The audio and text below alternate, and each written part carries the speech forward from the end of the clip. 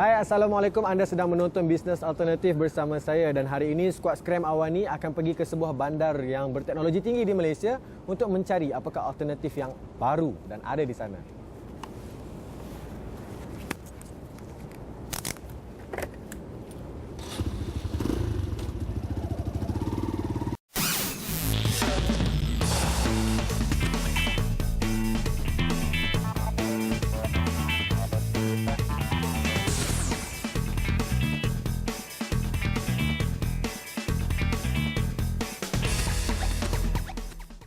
Di Cyberjaya ni kalau kita tahu ia adalah bandar yang berteknologi tinggi dan di sini sebenarnya banyak bakat-bakat Malaysia yang mungkin kebanyakannya sudah pun sampai mendapat tempat di pesada global. Jadi untuk bincangkan isu ini, saya bersama dengan Encik Hasnul Hadi Samsudin iaitu Senior Manager Rhythm and Hues Cyberjaya membawakan kepada anda tentang perbincangan tentang bakat-bakat tempatan yang pergi ke global. So how ready is our homegrown talent to go global? I would say that we are very much ready. I mean, if we're not ready, then we wouldn't have seen any of our local talents be able to do the work that they're able to do now in the movies that we've been working on with them and Hughes. In the Life of Pi and Snow White, they are doing work for Hollywood, and these are the expectations that people like yourself and myself as moviegoers would want to see, make sure that it has to be world class, right? This is what we're paying, 50 ringgit or sometimes to 30 ringgit just to watch a film, and we expect the best. So a lot of these guys have been given the opportunity, and through companies like Rhythm and Hues and other local companies to work on these sort of projects. Okay. And one of the ways that we actually make sure that they are ready is to make sure that they go through certain training programs, apprenticeship programs, and later on while working, especially within Rhythm and Hues, they get mentored by the supervisors. Our staff actually talk to our visual effects supervisors from overseas almost on a daily basis. So they have a video conference with their supervisors overseas, and in this case Los Angeles. So every morning after they've done the work in the evening, they send their work over to LA. And while we're asleep, LA checks the work, and then in LA evening, which is our morning, they will actually have video conferencing, and this is where the supervisor will actually meet up with our talents and with our artists to actually discuss on the shots. Okay. And from there, they're able to learn on what kind of work they need to improve and how. So one of the great things that I've heard from even our local talents is that now they never knew that they could achieve such a high level of work. But because that they have been in this situation and the experience that they have gone through within Rhythm and Hues, they understand now, oh, this is what I can do. Yeah. And these are the levels that we can achieve together. So it means that at the end of the day, our talents are able to do the work that are expected of them, and the expectations are what Hollywood expects them to be. Between local and international, are they demanding or we are catching up? Another good question. I think I'll give you one good example. What we expect in terms of quality within Rhythm and Hues is always a global quality, right? Okay. So they will work on certain shots. For example, let's say what you see on screen for maybe just 10 seconds. Yeah. It would take probably them a month to finish. Yeah. So that may be the difference between the local and maybe what we do here, where maybe mainly in the locals are for commercial or maybe some local feature films, but the attention to quality and detail may not be as high because of budget reasons, right? Yeah. For example. So for the guys here, they know that they have to achieve a certain level, a certain goal, and they will have to achieve those level of quality. Yeah. So that is what we see the difference. The other difference we see between local and foreign is that here we create specialists.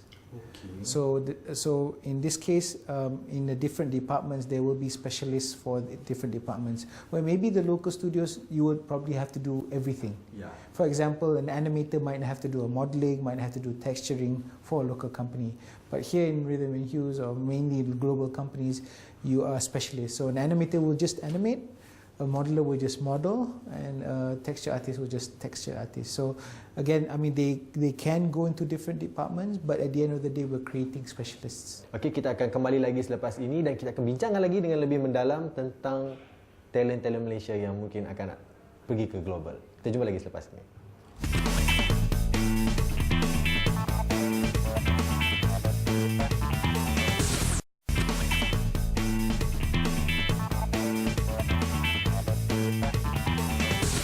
Masih lagi bersama saya Hilal Azmi dan juga Encik Hasnul Hadi Samsudin untuk membincangkan tentang our homegrown talent. Why is it so hard to penetrate international market? Alright. I think we have technology, we have skills, but we don't know where exactly we are in terms of the level of quality and level of competency that we have. And this is mainly because we've never been within the market, competing within the market, right?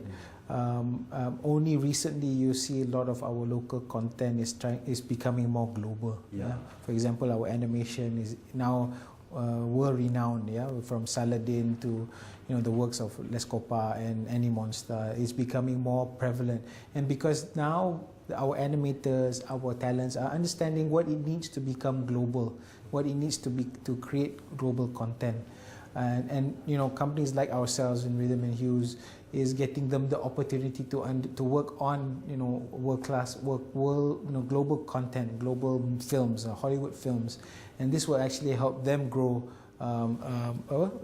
to becoming those global sort of talents. Okay. I think at the end of the day, the lack is about opportunity. Yeah, and opportunity for them to experience those things. Yeah, and I think more and more that opportunity is becoming more of a reality. Yeah, for example, like the local content is going to places like Cannes, the film festival, or going to MIPCOM for them to be exposed to the global market. So people from different countries can see, hey, this is what Malaysian content is, and they can tell them, hey, you know what? For you to be on my TV station, I need you to do this, and I need you to improve on this. So then they will improve on that. Same thing for companies like ourselves, the foreign companies that come into Malaysia. We expect that now that we've given them the training, we've given them the opportunity to work on those projects, that they will become to a level where we don't have to say, hey, I need you to do this anymore. I need you to be as good as this anymore. They know exactly what to do, and this is why we also engage with the local universities to actually tell them what we expect the students to be like. So how do you sustain your business? Are you talking Rhythm and Hues specifically? Yeah. I think in this case, we actually have a lot of work, and actually our guys here right now, they are actually very swamped with work right now.